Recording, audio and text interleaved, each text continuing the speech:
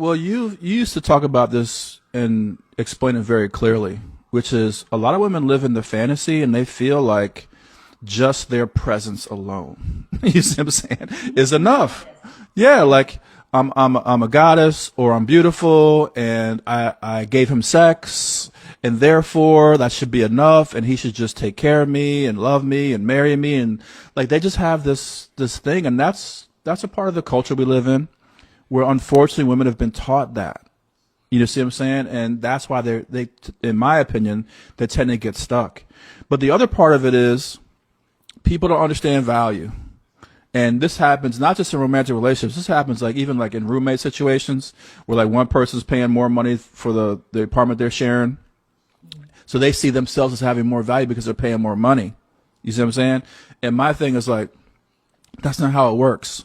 Like you got to look at all the ways that each person is contributing to upholding the household. You see what I'm saying? Like, and people have a hard time with that. Like maybe, like this is what I went through when I was in fraternity. When I was in fraternity, I became the vice president and the president of fraternity. And there was basically 8 brothers that we were, you know, active.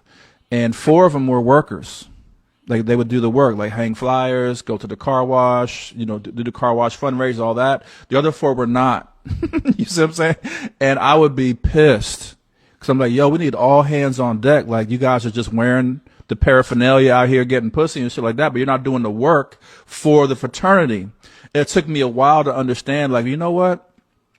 They're not doing the same work me and the other guys are doing, but they do contribute because they're the party guys, they're the fun guys, and that does bring energy and attention to the fraternity. You see what I'm saying?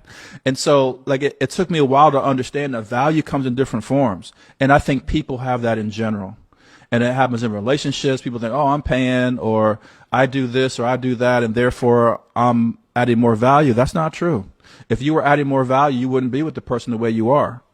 People who have more value, like in their mind, they cannot be with somebody of lesser value. The bottom line is you actually see the value in this person.